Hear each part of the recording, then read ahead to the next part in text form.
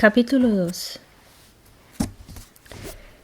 El día en que fui con mi madre a vender la casa, recordaba todo lo que había impresionado mi infancia. Pero no estaba seguro de qué era antes y qué era después, ni qué significaba nada de esto en mi vida. Apenas si era consciente de que en medio del falso esplendor de la compañía bananera, el matrimonio de mis padres estaba ya inscrito dentro del proceso que había de rematar la decadencia de Aracataca. Desde que empecé a recordar, oí repetirse, primero con mucho sigilo y después en voz alta y con alarma, la frase fatídica: dicen que la compañía se va. Sin embargo, o nadie lo creía o nadie se atrevió a pensar en sus estragos. La versión de mi madre tenía cifras tan exiguas y el escenario era tan pobre para un drama tan grandioso como el que yo había imaginado, que me causó un sentimiento de frustración. Más tarde hablé con sobrevivientes y testigos y escarbé en colecciones de prensa y documentos oficiales y me di cuenta de que la verdad no estaba de ningún lado. Los conformistas decían, en efecto, que no hubo muertos.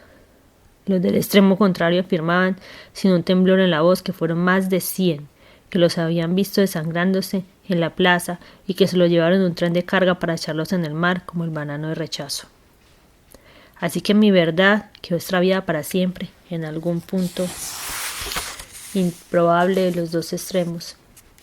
Sin embargo, fue tan persistente que en una de mis novelas referí la matanza con la precisión y el horror con la que había incubado durante años en mi imaginación. Fue así como la cifra de muertos la mantuve en 3000, para conservar las proporciones épicas del drama, y la vida real terminó por hacerme justicia. Hace poco, en uno de los aniversarios de la tragedia, el orador de turno en el Senado pidió un minuto de silencio en memoria a los 3000 mártires anónimos sacrificados por la fuerza pública. La matanza de las bananeras fue la culminación de otras anteriores, pero con el argumento adicional de que los líderes fueron señalados como comunistas, y tal vez lo eran. Al más destacado y perseguido, Eduardo Maecha, lo conocí por azar en la cárcel Modelo de Barranquilla, por los días en que fui con mi madre a vender la casa, y tuve con él una buena amistad desde que me presenté como el nieto de Nicolás Márquez. Fue él quien me reveló que el abuelo no había sido neutral sino mediador en la huelga de 1928, y lo consideraba un hombre justo. De modo que me completó la idea de que siempre tuve de la masacre y me formé una concepción más objetiva del conflicto social. La única discrepancia entre los recuerdos de todos fue sobre el número de muertos, que de todos modos no será la única incógnita de nuestra historia. Tantas versiones encontradas han sido la causa de mis recuerdos falsos. Entre ellos, el más persistente es el de mí mismo en la puerta de la casa con un casco prusiano y una escopetita de juguete, viendo desfilar bajo los almendros el batallón de cachacos sudorosos. Uno de los oficiales que los comandaba en uniforme de parada me saludó al pasar. Adiós, capitán Gaby. El recuerdo es nítido, pero no hay ninguna posibilidad de que sea cierto. El uniforme, el casco y la escopeta coexistieron, pero unos 2 años después de la huelga y cuando ya no había tropas de guerra en Cataca. Múltiples casos como ese me crearon en la casa la mala reputación de que tenía recuerdos intrauterinos y sueños premonitorios. Ese era el estado del mundo cuando empecé a tomar conciencia de mi ámbito familiar y no logro evocarlo de otro modo. Pesares, añoranzas y incertidumbres en la soledad de una casa inmensa. Durante años me pareció que aquella época se me había convertido en una pesadilla recurrente de casi todas las noches, porque amanecía con el mismo terror que en el cuarto de los santos. Durante la adolescencia, interno en un colegio helado de los Andes, despertaba llorando en medio de la noche.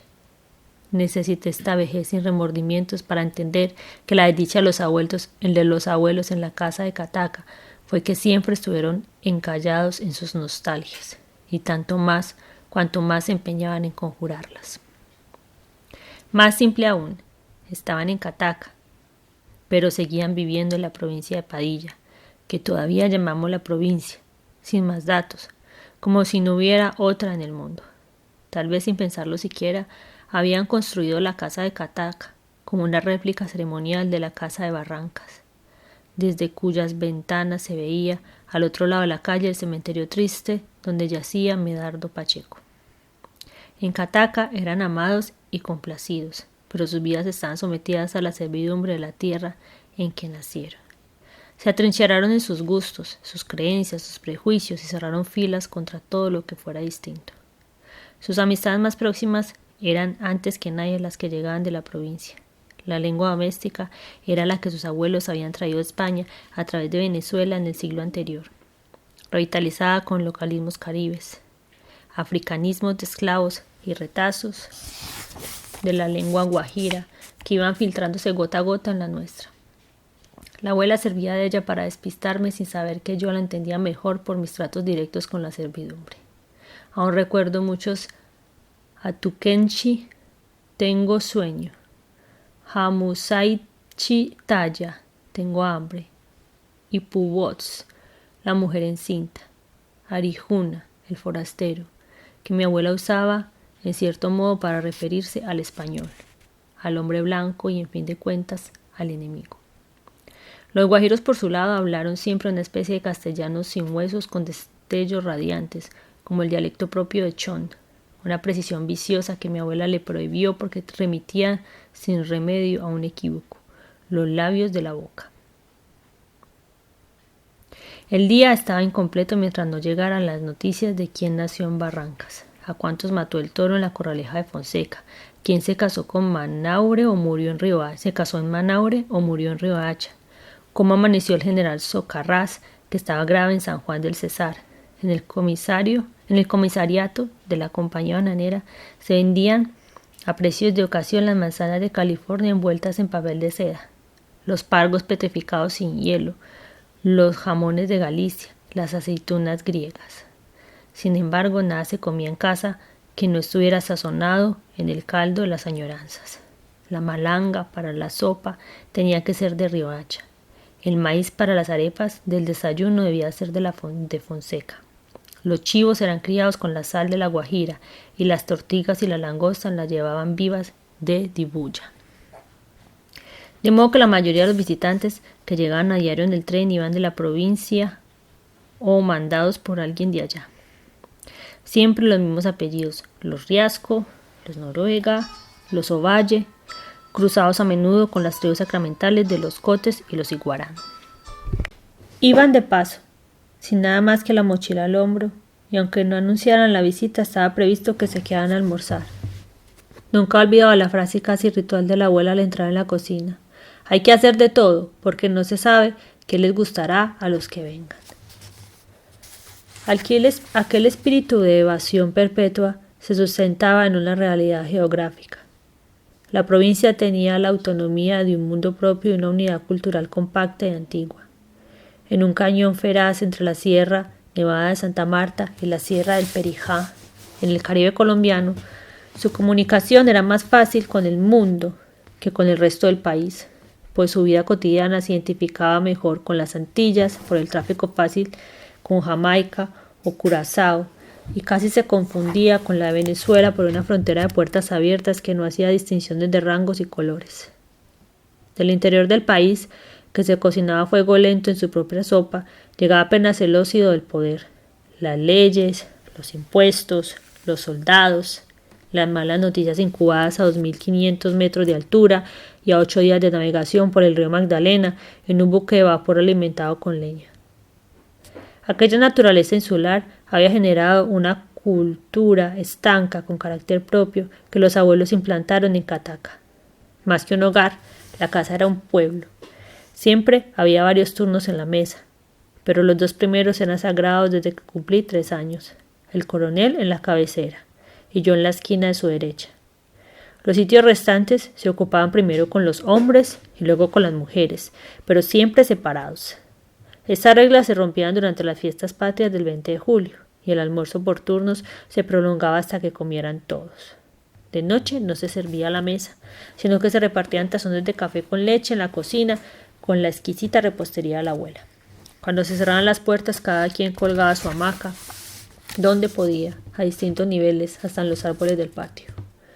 Una de las grandes fantasías de aquellos años, La viví un día en que llegó a la casa un grupo de hombres iguales con ropas polainas y espuelas de jinete, y todos con una cruz de ceniza pintada en la frente. Eran los hijos engendrados por el coronel a lo largo de las provincias durante la guerra de los 1000 días, que iban desde sus pueblos para felicitarlo por su cumpleaños con más de un mes de retraso. Antes de ir a la casa habían oído la misa del miércoles de ceniza, y la cruz que el padre Angarita les dibujó en la frente me pareció un emblema sobrenatural, cuyo misterio habría de perseguirme durante años, aun después de que me familiaricé con la liturgia de la Semana Santa. La mayoría de ellos habían nacido después del matrimonio de mis abuelos. Mina los registraba con sus nombres y apellidos en una libreta de apuntes desde que tenía noticia de sus nacimientos, y con una indulgencia difícil terminaba por asentarlos de todo corazón en la contabilidad de la familia. Pero ni a ella ni a nadie le fue fácil distinguirlos antes de aquella visita ruidosa en la que cada uno reveló su modo de ser peculiar. Eran serios y laboriosos, hombres de su casa, gente de paz, que sin embargo no temían perder la cabeza en el vértigo de la parranda. Rompieron la vajilla, desgreñaron los rosales, persiguieron un novillo para mantearlo, mataron a tiros a las gallinas para el sancocho y soltaron un cerdo encebado que atropelló a las bordadoras del corredor, pero nadie lamentó sus percances por el ventarrón de felicidad que llevaban consigo. Seguí viendo con frecuencia a Esteban Carrillo, gemelo de la tía Elvira y diestro en las artes manuales, que viajaban con una caja de herramientas para reparar de favor cualquier avería en las casas que visitaba. Con su sentido del humor y su buena memoria, me llenó numerosos vacíos que parecían insalvables en la historia de la familia. También frecuenté a la adolescencia a mi tío Nicolás Gómez, un rubio intenso de pecas coloradas que siempre mantuvo muy bien alto su buen oficio de tendero en la antigua colonia penal de Fundación. Impresionado por mi buena reputación de caso perdido, me despedía con una bolsa de mercado bien provista para proseguir el viaje. Rafael Arias llegaba siempre de paso y de prisa en una mula y en ropas de montar, apenas con el tiempo para un café de pie en la cocina. A los otros los encontré desperdigados en los viajes de nostalgia que hice más tarde por los pueblos de la provincia para escribir mis primeras novelas, y siempre eché de menos la cruz de ceniza en la frente como una señal inconfundible de la identidad familiar. Años después, de muertos los abuelos y abandonada a su suerte la casa señorial, llegué a Fundación en el tren de la noche y me senté en el único puesto de comida abierta a estas horas en la estación. Quedaba poco que servir, pero la dueña improvisó un buen plato en mi honor. Era dicharachera y servicial, y en el fondo de esas virtudes mansas me pareció percibir el carácter fuerte de las mujeres de la tribu. Lo confirmé años después. La guapa mesonera era Sara Noriega, otra de mis tías desconocidas. Apolinar, el antiguo esclavo pequeño y macizo, a quien siempre recordé como un tío, desapareció de la casa durante años, y una tarde reapareció sin motivo, vestido de luto con un traje de paño negro y un sombrero enorme también negro, hundido hasta los ojos taciturnos. Al pasar por la cocina dijo que venía para el entierro, pero nadie lo entendió hasta el día siguiente, cuando llegó la noticia de que el abuelo acababa de morir en Santa Marta, a donde lo habían llevado de urgencia y en secreto. El único de los tíos que tuvo una resonancia pública fue el mayor de todos y el único conservador, José María Valdeblanquez, que había sido senador de la República durante la Guerra de los 1000 días y en esa condición asistió a la firma de la rendición liberal en la cercana finca de Neerlandia. Frente a él, en el lado de los vencidos, estaba su padre. Creo que la esencia de mi modo de ser y de pensar se la debo en realidad a las mujeres de la familia y a las muchas de la servidumbre que pastorearon mi infancia. Eran de carácter fuerte y corazón tierno, y me trataban con la naturalidad del paraíso terrenal. Entre las muchas que recuerdo, Lucía fue la única que me sorprendió con su malicia pueril, cuando me llevó al callejón de los sapos y se alzó la bata hasta la cintura para mostrarme su pelambre cobriza y desgreñada. Sin embargo, lo que en realidad me llamó la atención fue la mancha de karate que se extendía por su vientre como un mapamundi de dunas moradas y océanos amarillos. Las otras parecían arcángeles de la pureza. Se cambiaban de ropa delante de mí, me bañaban mientras se bañaban, me sentaban en mi vacinilla y se sentaban en la suya frente a mí para desahogarse de sus secretos, sus penas, sus rencores, como si uno entendiera, sin darse cuenta de que lo sabía todo porque ataba los cabos que ellas mismas me dejaban sueltos. Chon era de la servidumbre y de la calle. Había llegado de Barrancas con los abuelos cuando todavía era niña. Había acabado de criarse en la cocina, pero asimilada a la familia, y el trato que la daban era el de una tía chaperona desde que hizo la peregrinación a la provincia con mi madre enamorada. En sus últimos años se mudó a un cuarto propio en la parte más pobre del pueblo, por la gracia de su real gana, y vivía de vender en la calle desde el amanecer las bolas de maíz molido para las arepas, con un pregón que se volvió familiar en el silencio de la madrugada, las masitas heladas de la vieja Chon. Tenía un bello color de india y desde siempre pareció en los puros huesos y andaba a pie descalzo con un turbante blanco y envuelta en sábanas almidonadas.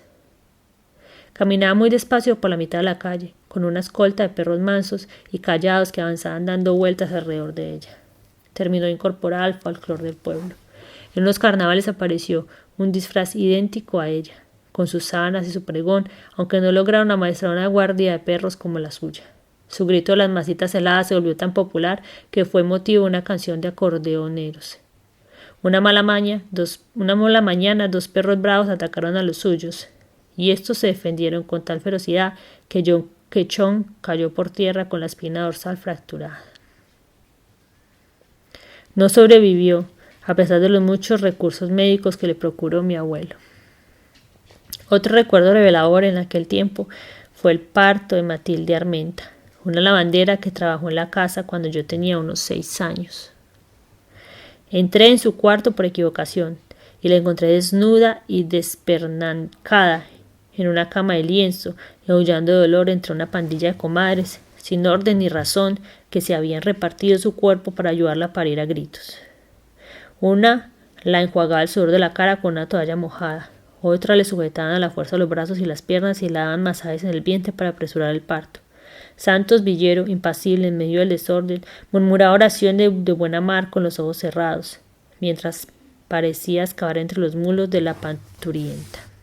El calor era insoportable en el cuarto lleno de humo, por las ollas de agua hirviendo que llevaban de la cocina. Permanecí en un rincón, repartido entre el susto y la curiosidad, hasta que la partera sacó por los tobillos una cosa en carne viva, como un ternero de vientre, con una tripa sanguinolenta colgada del ombligo. Una de las mujeres me descubrió entonces en el rincón y me sacó a rastras del cuarto. «Estás en pecado mortal», me dijo, y me ordenó con un dedo amenazante. «No vuelvas a acordarte de lo que viste».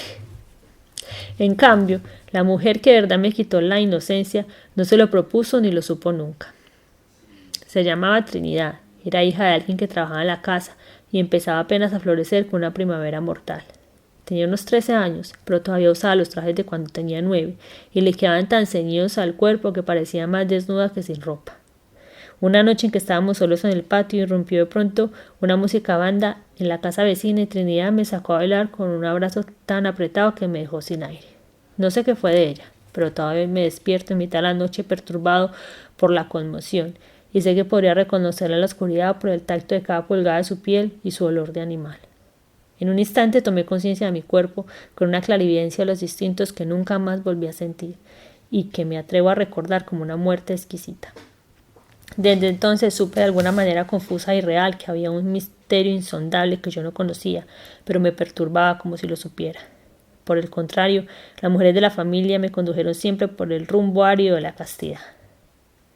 La pérdida de la inocencia me enseñó al mismo tiempo que no era el niño Dios quien nos traía los juguetes en la Navidad, pero tuve el cuidado de no decirlo.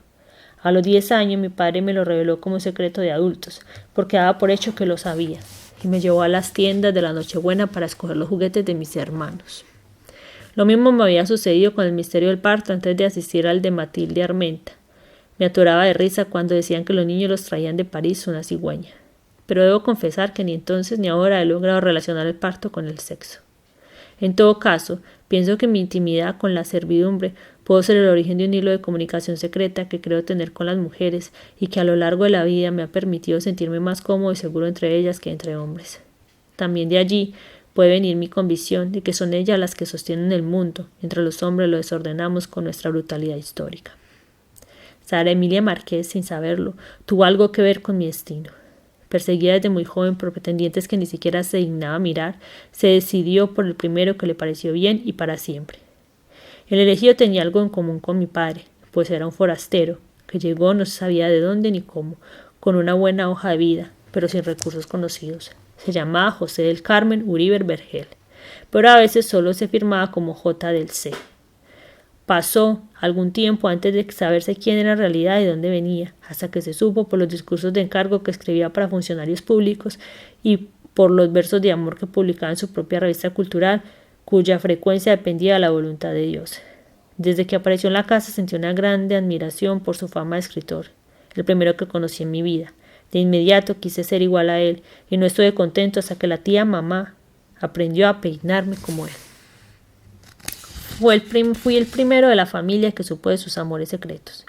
Una noche, el que entró en la casa de enfrente donde yo jugaba con amigos, me llamó aparte, en un estado de tensión evidente, y me dio una carta para Sara Emilia. Yo sabía que estaba sentada en la puerta de nuestra casa atendiendo la visita de una amiga. Atravesé la calle, me escondí detrás de uno de los almendros y arrojé la carta con tal precisión que le cayó en el regazo. Asustada, levantó las manos, pero el grito se le quedó en la garganta cuando reconoció la letra del sobre. Sara Emilia y J del C. Fueron amigos míos desde entonces. Elvira Carrillo, hermana gemela del tío Esteban, torcía y exprimía una caña de azúcar con las dos manos y le sacaba el jugo con la fuerza de un trapiche. Tenía más fama por su franqueza brutal que por la ternura con que sabía entretener a los niños, sobre todo a mi hermano Luis Enrique, 1 año menor que yo, de quien fue al mismo tiempo soberana y cómplice, y quien la bautizó con el nombre inescrutable de tía Pa. Su especialidad fueron siempre los problemas imposibles. Ella y Esteban fueron los primeros que llegaron a la casa de Cataca, pero mientras él encontró su rumbo en toda clase de oficios y negocios fructíferos, ella se quedó de tía indispensable en la familia y sin darse cuenta nunca de lo que fue. Desaparecía cuando no era necesaria, pero cuando lo era, no supo nunca cómo ni de dónde salía. En sus malos momentos hablaba sola mientras manejaba la olla y relaba en voz alta dónde están las cosas que se daban por perdidas. Se quedó en la casa cuando acabó de enterrar a los mayores, mientras la maleza devoraba el espacio palmo a palmo y los animales cerraban por los dormitorios, perturbada desde la medianoche por una tos de ultratumba en el cuarto vecino.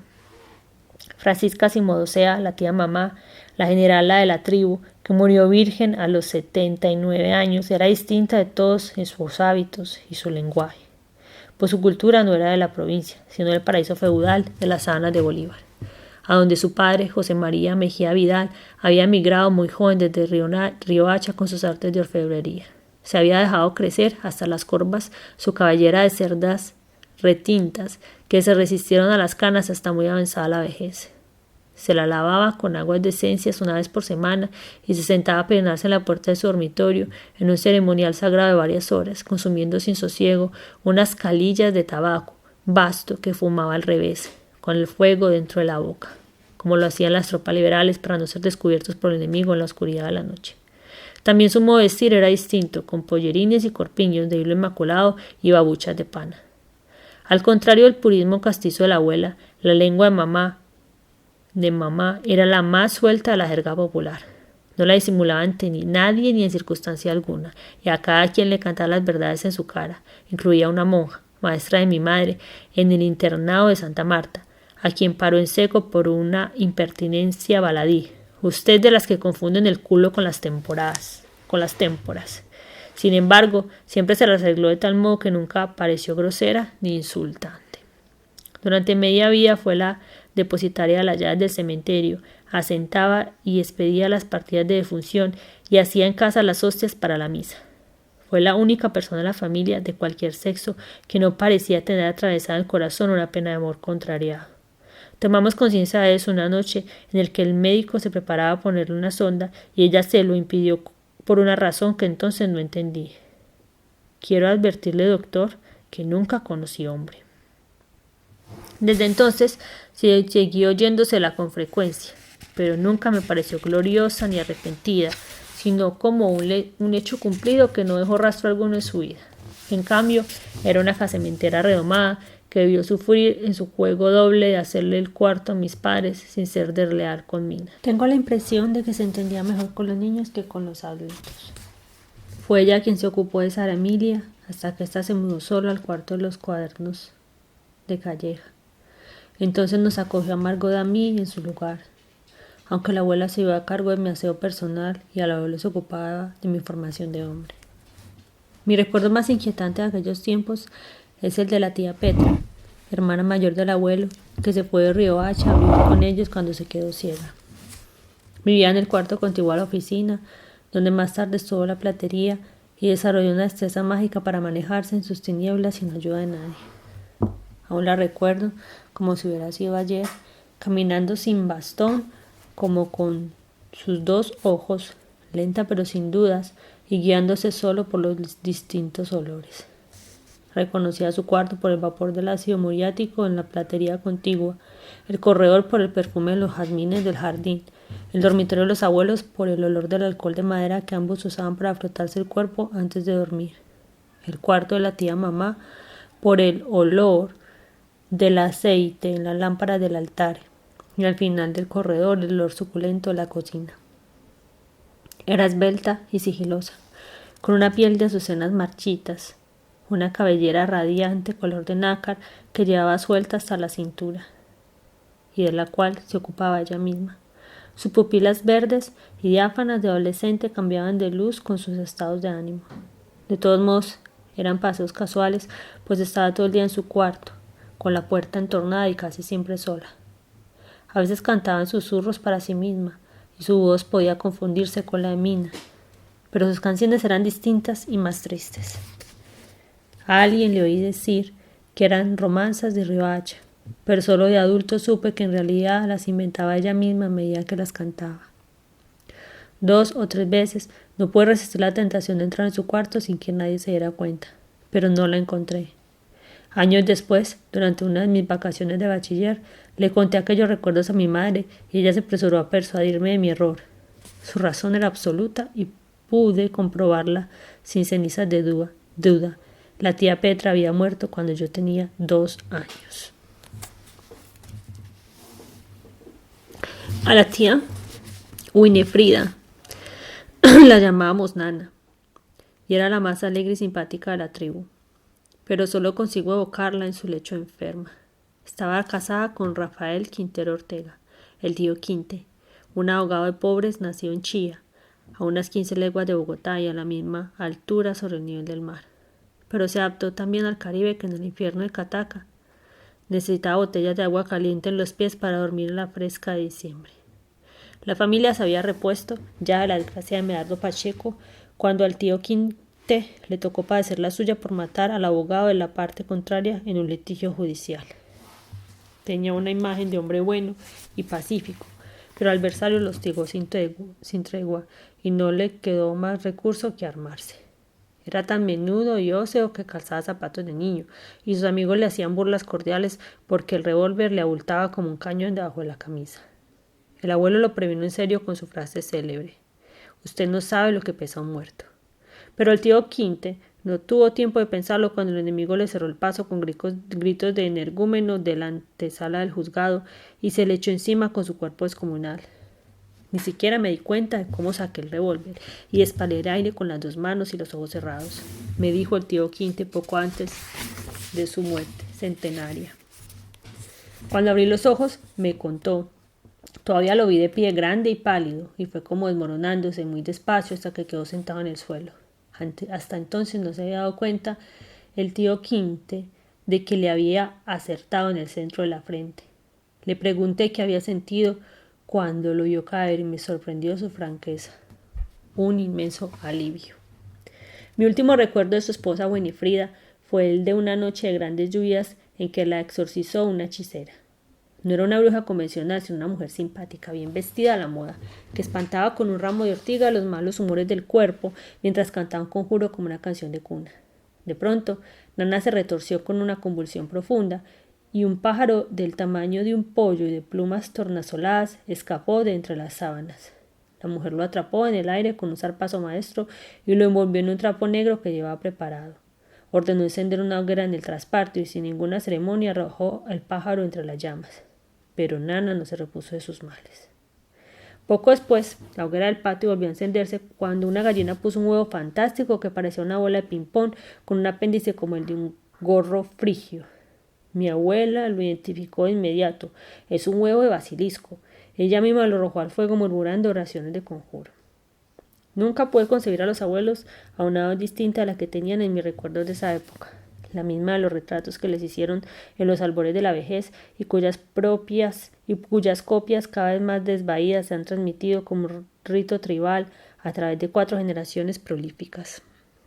Sobre todo los de la abuela Tranquilina, la mujer más crédula e impresionable que conocí jamás, por el espanto que le causaban los misterios de la vida diaria.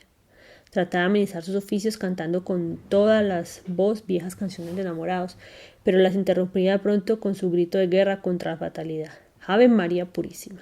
Pues veía que los mecedores se mecían solos, que el fantasma de la fiebre puerperal se había metido en las alcobas de los parturientas, que el olor de los jazmines del jardín era como un fantasma invisible, que un cordón tirado al azar en el suelo tenía la forma de los números que podían ser el premio mayor de la lotería, que un pájaro sin ojos se había extraviado dentro del comedor y solo pudieron espantarlo con la magnífica cantada. Creía descifrar con clave secreta la identidad de los protagonistas y los lugares de las canciones que le llegaban de la provincia. Se imaginaba desgracias que tarde o temprano sucedían. Presentía quién iba a llegar de Riohacha con un sombrero blanco o de Manaire con un cólico que solo podía curarse con hiel de gallinazo, pues además de profeta de oficio era curandera furtiva. Tenía un sistema muy personal para interpretar los sueños propios ajenos que regían la conducta diaria de cada uno de nosotros y determinaban la vida de la casa. Sin embargo, estuvo a punto de morir, sin presagios, cuando quitó de un tirón la sábana de su cama y se disparó el revólver que el coronel escondía bajo la almohada para tenerlo a mano mientras dormía. Por la trayectoria del proyectil que se incrustó en el techo, se estableció que le había pasado a la abuela muy cerca de la cara. Desde que tuve memoria sufrí la tortura matinal de que Mina me cepillara los dientes, mientras ella gozaba del privilegio mágico de quitarse los suyos para lavarlos y dejarlos en un vaso de agua mientras dormía.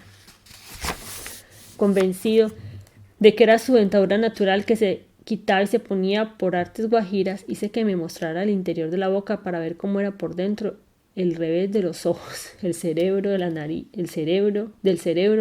de los oídos, y sufrí la desilusión de no ver nada más que el paladar. Pero nadie me descifró el prodigio, y por un buen tiempo me empeciné en que el dentista me hiciera lo mismo que a la abuela, para que ella me cepillara los dientes mientras yo jugaba en la calle.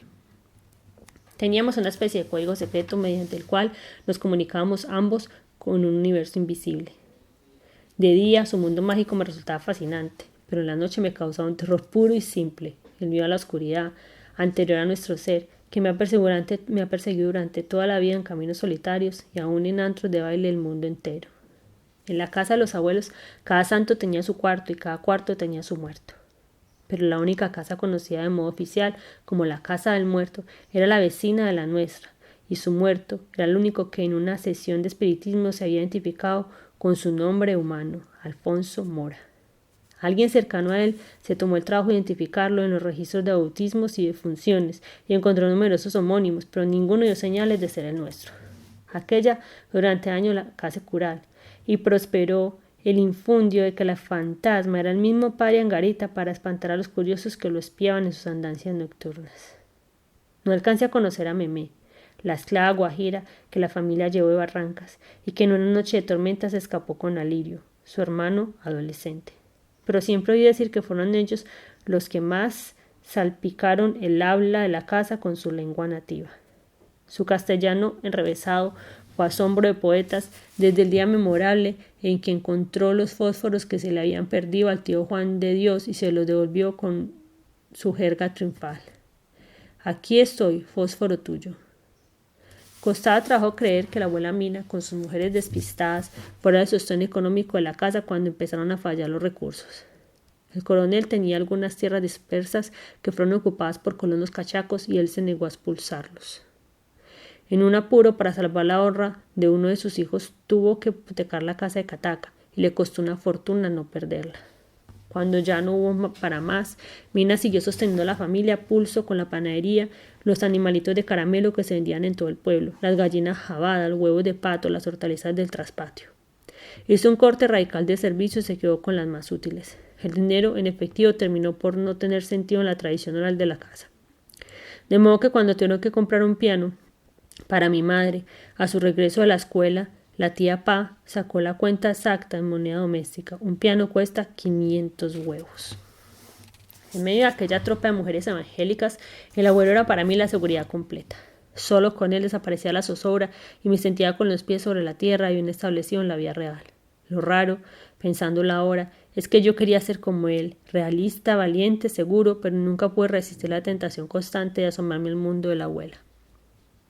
El recuerdo rechoncho y sanguíneo, con unas pocas canas en el cráneo reluciente, bigote de cepillo bien cuidado y unos espejuelos redondos con montura de oro. Era de hablar pausado, comprensivo y conciliador en tiempos de paz, pero sus amigos conservadores lo recordaban como un enemigo temible en las contrariedades de la guerra.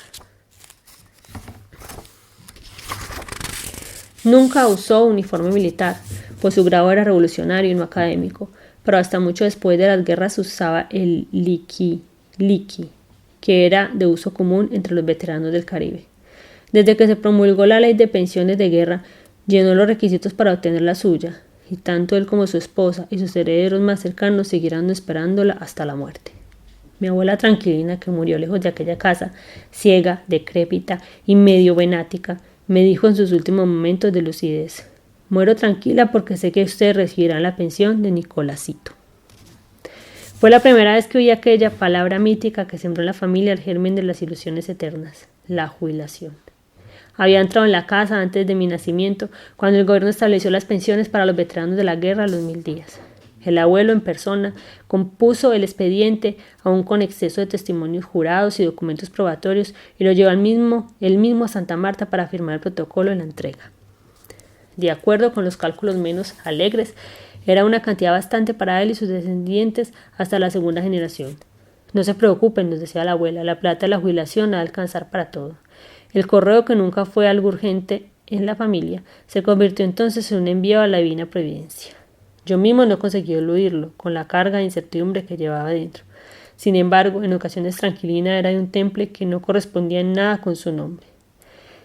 En la guerra de los 1000 días, mi abuelo fue encarcelado en Riohacha por un primo hermano de ella que era oficial del ejército conservador. La parentela liberal y ella misma lo entendieron como un acto de guerra ante el cual no valía para nada el poder familiar. Pero cuando la abuela se enteró de que el marido lo tenían en el cepo como un criminal común, se le enfrentó al primo con un perrero y lo obligó a entregárselo sano y salvo.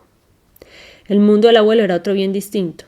Aún en sus últimos años parecía muy ágil cuando andaba por todos lados con su caja de herramientas para reparar los daños de la casa, o cuando hacía subir el agua del baño durante horas con la bomba manual del traspatio, o cuando se trepaba por las escaleras empinadas para comprobar la cantidad de agua en los túneles.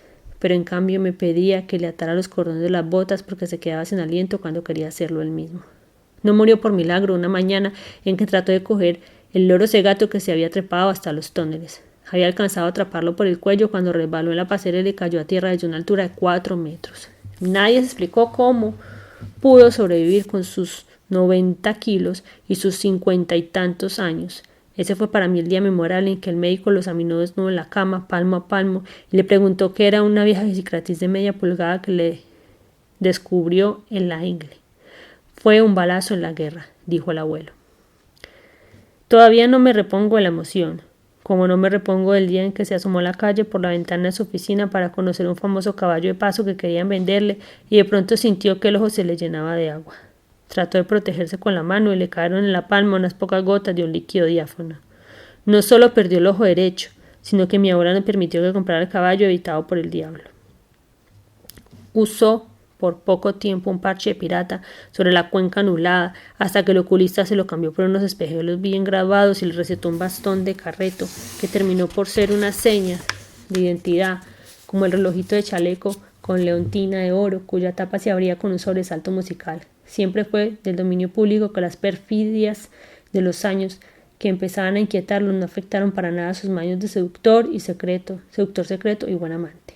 En el baño ritual de las 6 de la mañana, que en sus últimos años tomó siempre conmigo, nos echábamos agua de la alberca con una totuma y terminábamos empapados del agua florida de Landman y Kemps, que los contrabandistas de Curazao vendían por cajas a domicilio, como el brandy y las camisas de seda china.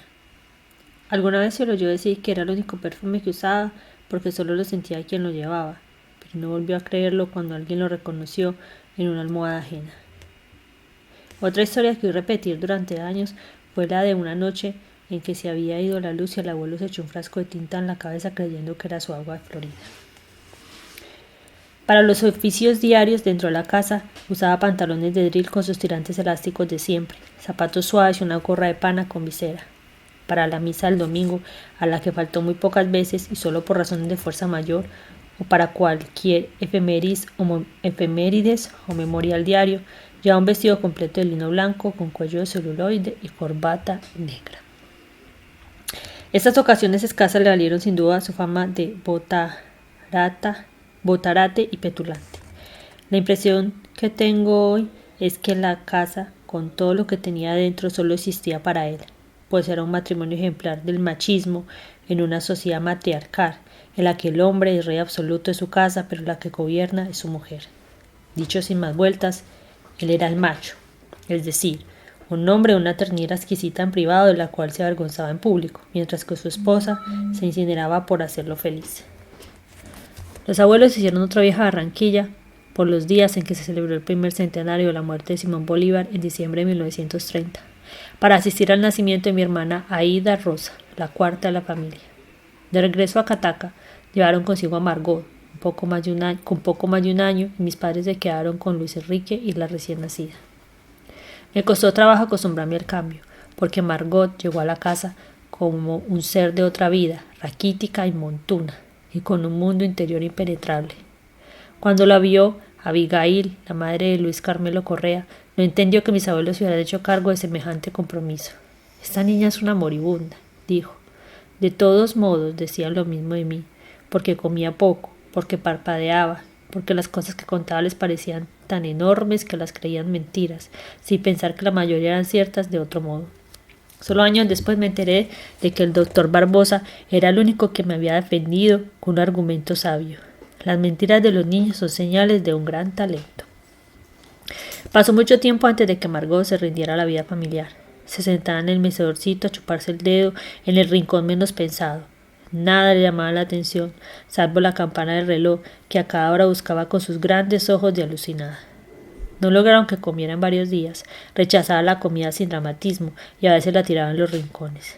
Nadie entendía cómo estaba viva sin comer, hasta que se dieron cuenta de que solo le gustaba la tierra húmeda del jardín y las tortas de cal que arrancaba de las paredes con las uñas.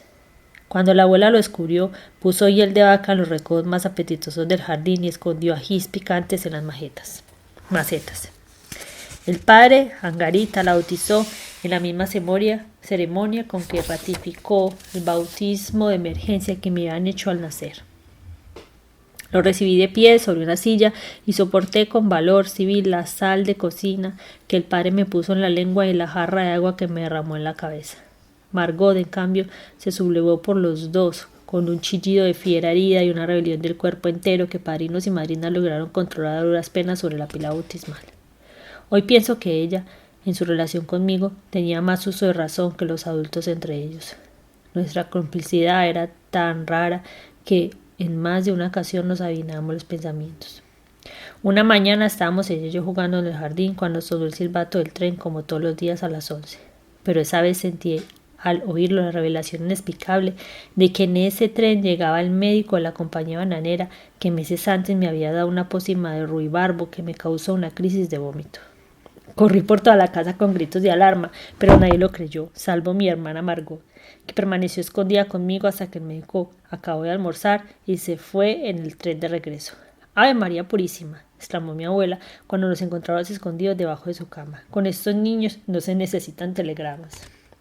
Nunca pude superar el miedo de estar solo, y mucho menos en la oscuridad, pero me parece que tenía un origen secreto, y es que en la noche se materializaban las fantasías y los presagios de la abuela.